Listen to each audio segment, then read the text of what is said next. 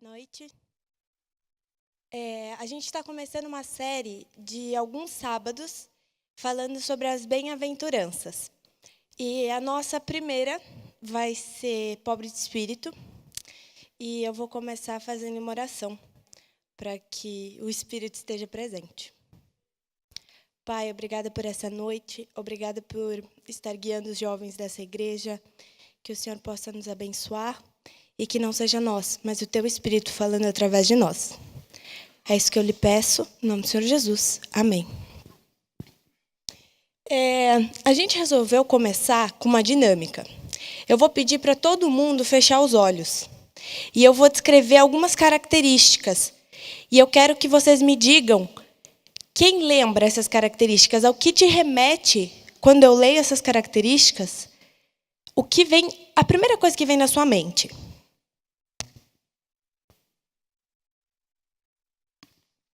Podem fechar os olhos. Não tem casa, dorme ao relento, anda de cidade em cidade, morto de fome, usa roupas surradas e até mesmo sujas. Vive de doações, é visto como mentiroso, pobre, coitado, rejeitado, e sua presença gera desconforto. Abre teu olho.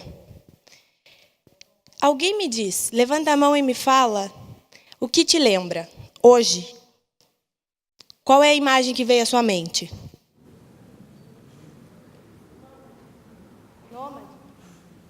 Mais alguém? Morador de rua. O morador de rua que eu relatei se chama Cristo. E era assim que ele era visto. Para a gente entender um pouco o que a Fran acabou de falar, a gente vai nos localizar no contexto histórico. A gente está falando sobre o Sermão do Monte. Jesus proferiu o Sermão do Monte no início do ministério dele, logo após ele ter sido batizado e também ter sofrido a tentação. Jesus foi conduzido pelo Espírito Santo ao deserto e lá ele passou 40 dias e 40 noites sem comer. E ele só pausou quando ele teve fome. E o diabo, nesse período, fez diversas provocações a Jesus, mas só cessou quando Jesus descobriu que João estava preso. Então, Jesus voltou a Galileia, deixou Nazaré e foi habitar Cafarnaum. Cafarnaum era uma cidade marítima, e então Jesus estava andando um dia na beirada do mar, e ele viu 2 pescadores, que eram Pedro e André, lançando as redes no mar. Então Jesus chegou para eles e disse: venham até mim, que eu vos farei pescadores de homens. E eles seguiram Jesus. Ainda no caminho estavam Tiago e João, que seguiram Jesus. E além dos discípulos, seguia Jesus uma enorme multidão, vindo de diversas localidades, vindo da Galiléia, de Jerusalém e de outras regiões também. E Jesus, vendo aquela cena, aquela multidão toda, ele subiu ao monte, ele se sentou e os discípulos se aproximaram de Jesus para ver o que Jesus tinha para falar para eles. E Jesus começou a dar o Sermão do Monte. Nesse Sermão do Monte, Jesus escreveu 8 características que demonstravam o real caráter de um filho de Deus. E como se assemelhar a Jesus? A primeira dessas características é a humildade. Agora eu vou pedir para vocês que vocês abram Mateus 5:3, para a gente entender qual que foi a primeira bem-aventurança.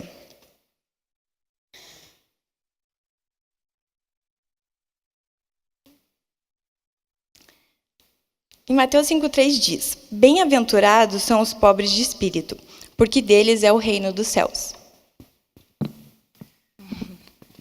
Bem-aventurado são os pobres de espírito, porque deles é o reino dos céus. Não é maravilhoso esse versículo? Pensa bem comigo. Uma das perguntas mais cobiçadas da história religiosa é justamente essa: o que eu faço, o que eu tenho que fazer para ir para o céu? E esse verso fala justamente isso, simples. Para você ir para o céu, é só você ser pobre de espírito. Fácil, não é? Vamos ver como que é. Eu vou explicar para vocês agora o que é pobre de espírito. Vamos analisar.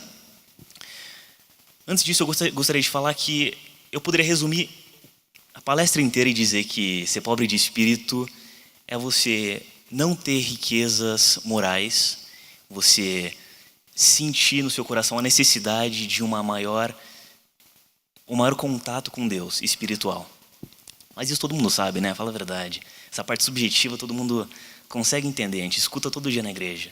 O que a gente quer apresentar hoje é uma coisa mais concreta, para que você consiga internalizar isso e aplicar na sua vida, mudar o seu estilo de vida. Então vamos começar analisando a palavra pobre no grego ptros. Ela significava um pobre que ele tinha uma necessidade absoluta. Era ainda mais baixo do que um mendigo, acredita?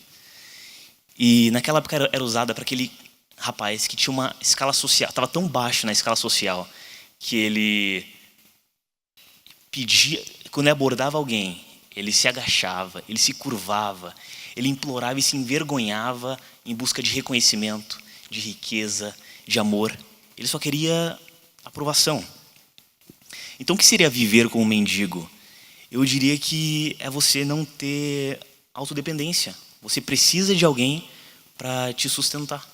Você precisa implorar, suplicar por socorro. Eu gostaria agora que vocês abrissem a Bíblia em Marcos 2:17.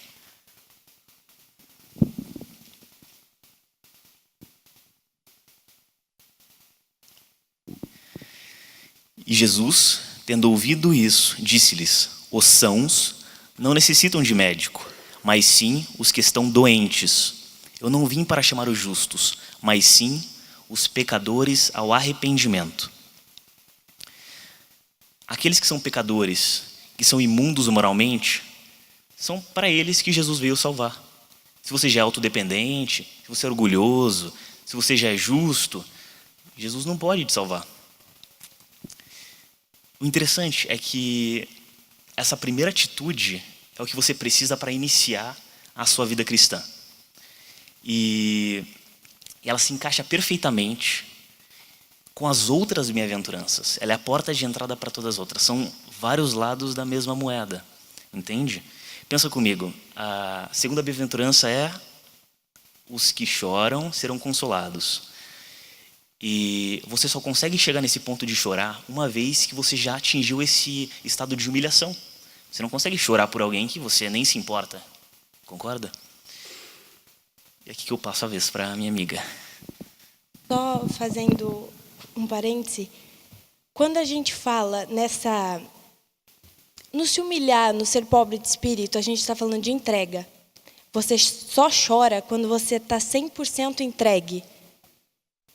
Você está vivendo aquilo de todo o teu coração. E é isso que Cristo pede no Sermão do Monte. Por isso, o ser pobre de espírito está em primeiro. Porque você precisa depender dele. Você precisa se entregar para não mais ser você, mas a partir de você o Espírito haja. Jesus, nas bem-aventuranças, ele faz uma crescente. Você começa com ser pobre de espírito para daí, então, você alcançar as outras 7 características. E ele dá alguns passos, dá para a gente entender assim, para começar a ser feliz e para começar a entender o que é realmente ser feliz, e só tem um jeito de ser feliz no reino de Deus, é eu ter a consciência de que em mim mesmo eu não tenho nada. Você tem que ser aquele que não tem mais nenhum recurso a não ser o próprio Deus. Quando cair essa ficha no seu coração, que você não tem mais nenhum recurso para ser feliz a não ser Deus, aí você abriu espaço para começar uma transformação em você. É como se fosse uma espécie de escada. Se você olhar essas 8 características e saber que Jesus já espera ela de você, que o Espírito Santo já colocou ela no seu coração e que nós fomos capacitados para viver esse processo, e eu vejo isso como passos que eu vou seguir, aí eu começo a entender que o pobre de espírito não é aquele que acha que sabe de tudo, mas o pobre de espírito é aquele que acha que não sabe de nada. Esse é o bem-aventurado. E só esse ser consegue ser feliz. E Jesus, ele promete uma bênção. Para cada característica das 8 bem-aventuranças, ele promete uma bênção. Não como uma espécie de barganha, então eu vou seguir a Cristo e eu vou ser abençoado, mas porque essas características são justamente as características dos filhos de Deus, e Deus cuida dos filhos dele. Jesus fala que haverão pessoas no céu que entrarão antes que nós, que a gente considera muito mais pecadoras. Então, a Bíblia dá o exemplo dos publicanos, que eram os coletores de impostos do Império Romano, e também as prostitutas e meretrizes.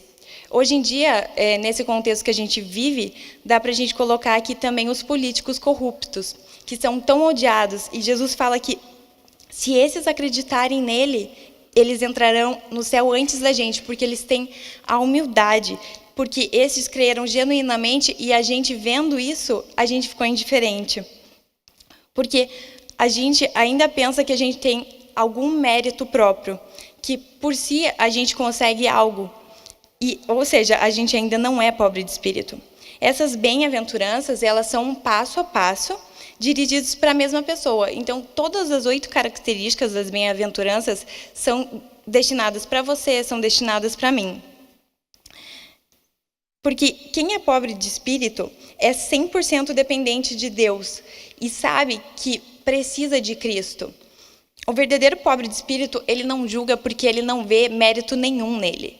Ele vê que, como que eu vou julgar uma pessoa se em mim eu não tenho nada, se eu sou pecador? Então, o pobre de espírito, ele nunca vai olhar para alguém e vai falar, não, essa pessoa não vai para o céu porque olha o pecado que ela comete. O pobre de espírito, ele consegue perceber o erro dele e consegue ser humilde o suficiente para depender de Cristo. E apesar de, na nossa visão, as pessoas que pecam mais, enfim, que cometem muitos erros, para ela as coisas não estarem dando certo, nela o propósito de Deus consegue ser cumprido. Porque é fracassado, mas ao mesmo tempo é suprido por todo o suporte de Deus. Portanto, essa humildade é justamente a consciência de que em mim eu não tenho nada, mas tudo que há de bom em mim não vem de mim, mas vem de Deus. E é você entender que você é um pecador, que você não tem nada de bom para oferecer na relação com Deus, nenhum tipo de moeda de troca, mas que mesmo assim, Deus te chama para que nele você consiga ter essas características e se parecer mais um pouco com Cristo. E é interessante porque nesse contexto, o povo judeu, como o Império Romano que estava comandando, o povo judeu estava esperando um Messias libertador, que viesse e libertasse eles do jugo romano. E aconteceu justamente o contrário. Jesus Cristo chega e fala, se alguém bater em você, se vire e dê outra face. É como se Jesus falasse para os judeus assim, ore pelos romanos, e a quem te fizer mal, faça o bem.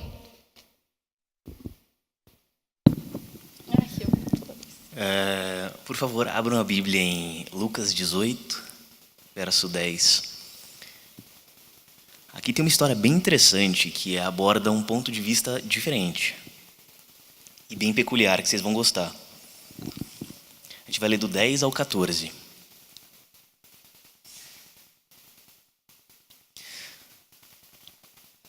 Dois homens subiram ao templo para orar, um fariseu e o outro publicano.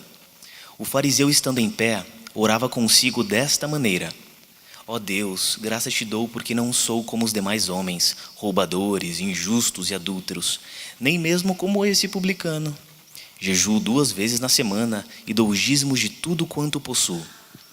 O publicano, porém, estando em pé de longe, nem ainda queria levantar os olhos ao céu, mas batia no peito, dizendo: ó Deus, tem misericórdia de mim, pecador. Digo-vos que este desceu justificado para sua casa, e não aquele, porque qualquer que a si mesmo se exalta, será humilhado, e qualquer que a si mesmo se humilha, será exaltado. Bom texto, né? Aqui nós temos 2 figuras representativas de pessoas que vêm à igreja. Um deles, o fariseu, ele acredita no orgulho, nos seus méritos, nas suas obras. Ele tenta barganhar essas conquistas com a salvação. O outro, o publicano, ele reconhece a sua pecaminosidade. E ele, por incrível que pareça, adivinhem, é o salvo. Chocante, né? Mas eu queria fazer uma paráfrase agora para o século 21. Como vocês acham que seria esse verso escrito hoje, se Jesus estivesse aqui? Eu imagino que ele contaria que 2 pessoas estivessem chegando na igreja E um deles é um cristão assíduo que participa em todas as atividades da igreja, vem em todos os cultos, lê a lição todos os dias, faz culto com a família toda sexta-feira à noite. E por isso, ele acredita que ele é superior aos outros. Pelas suas obras, ele está um pouco mais salvo do que as outras pessoas. E a outra pessoa entrando seria uma visita, talvez, entendeu? Fez bastante cabeçada na vida, mas depois de assistir um culto, ele se sente realmente que está na hora de mudança e, sinceramente, muda o seu coração. E talvez essa pessoa seja salva e não um cristão que vem toda vez na igreja. Engraçado isso. É lógico que vale a ressaltar que os dízimos, lição, culto, tudo é importante. Mas você está fazendo isso porque é o certo mesmo? Ou você está fazendo isso porque você ouviu falar que é bom fazer, que é isso que te leva para a igreja, que é isso que vai levar à salvação? Entende? Essa atitude imaculada por interesse. Por que é tão difícil, então, ser pobre de espírito? Vocês já ouviram a história de Narciso? Eu acho que alguém ouviu, mas não lembra. Eu vou contar para vocês. Narciso era um rapaz da mitologia grega, que ele era muito bonito, lindo demais, esbelto, robusto, forte. Ele conseguia conquistar todo mundo com seu carisma e sua beleza estética. Mas um dia aconteceu uma tragédia muito grave. Ele, caminhando pelo bosque, ele se deparou com uma poça de água. Sabe quando a poça está bem calminha, bem serena, e ela funciona praticamente como um espelho? Então, ele, vendo a sua imagem na poça, ele se apaixonou. Ele se apaixonou por ele mesmo. E sabe, eu acredito que no século XXI, a gente está no auge dessa era narcisista. Os homens são ensinados a amar a si mesmos, acima de tudo. A gente é ensinado a buscar felicidade em nós mesmos, autoconfiança em nós mesmos, aprovação e coragem em nós mesmos. Mas eu não culpo isso, porque essa característica ela é enraizada desde os primórdios da história. Vocês lembram como que a serpente conseguiu convencer Eva a comer do fruto? Ela ofereceu imortalidade. Ela disse, comendo desse fruto, você vai ser igual a Deus, você nunca vai morrer. Cara, autossuficiência ela ofereceu. Entendeu? A gente tem esse desejo por ser autodependente. Então, a gente pode chegar à conclusão que as bem-aventuranças que Jesus disse, elas são uma antítese. Elas são o exato oposto de tudo que o mundo prega atualmente. Então, se você quiser realmente andar com Cristo, você tem que seguir a contramão do mundo. Você tem que nadar contra a correnteza. Aproveitando o que o Bruno falou, a gente tem que sempre lembrar que a gente não é salvo por obras nossas. Não que não seja bom a gente fazer obras, mas não é isso que nos salva. O que nos salva é a graça. E outra característica de ser pobre de espírito é justamente assumir a dependência completa em Cristo.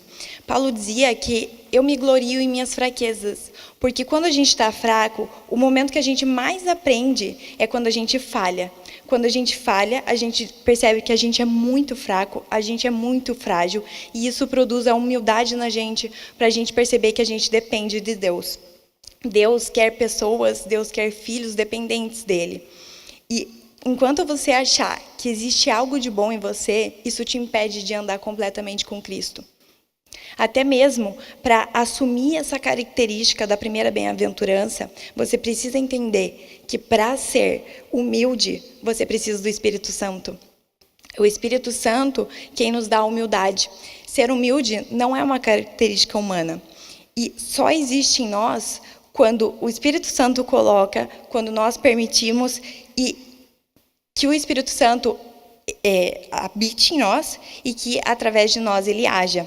Portanto, você só é pobre de espírito quando o Espírito Santo habita em você.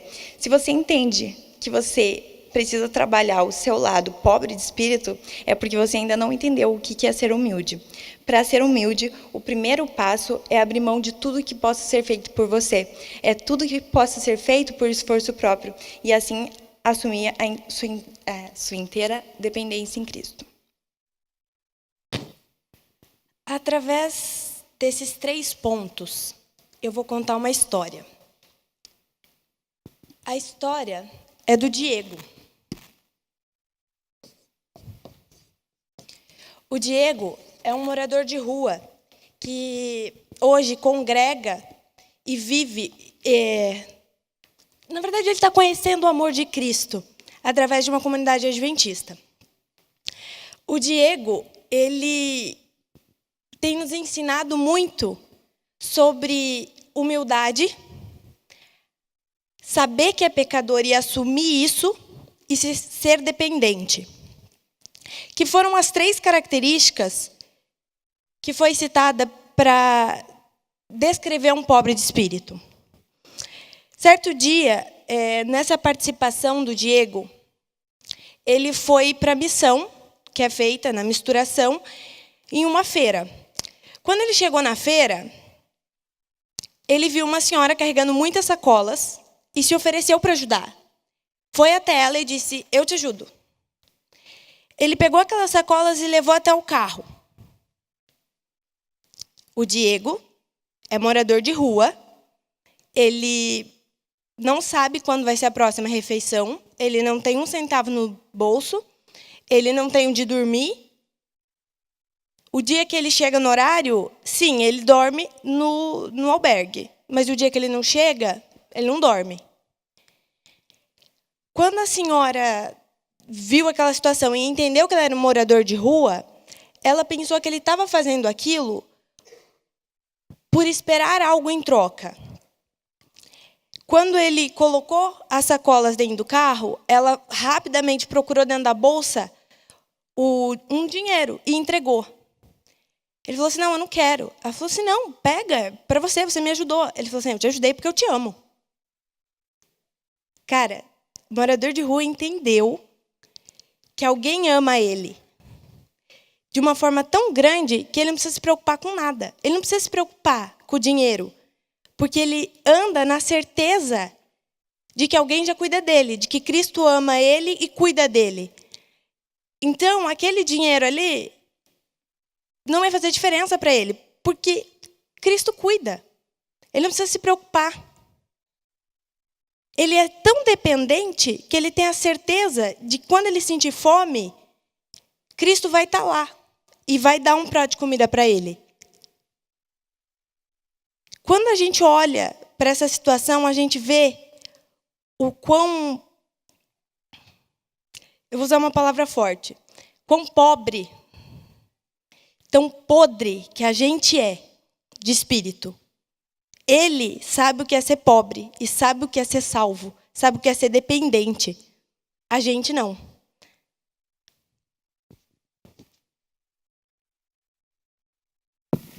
Em suma, eu quero que você saia daqui hoje sabendo que Deus tem um cuidado por você. Que você precisa procurar Ele diariamente, mas o foco que você precisa ter é em Cristo, não em você. Entende? Por isso, bem-aventurado os pobres de espírito, porque deles são o reino dos céus. Posso fazer uma oração? Querido Deus, obrigado pelo amor e carinho que Tu tem por nós. Nos ajude a compreender os ensinamentos e a aplicar essa mensagem de hoje nas nossas vidas. E a entender que, por mais pecadores que nós somos, Você nos ama como filhos Teus. Derrame Suas bênçãos sobre cada um aqui. Em nome de Jesus. Amém.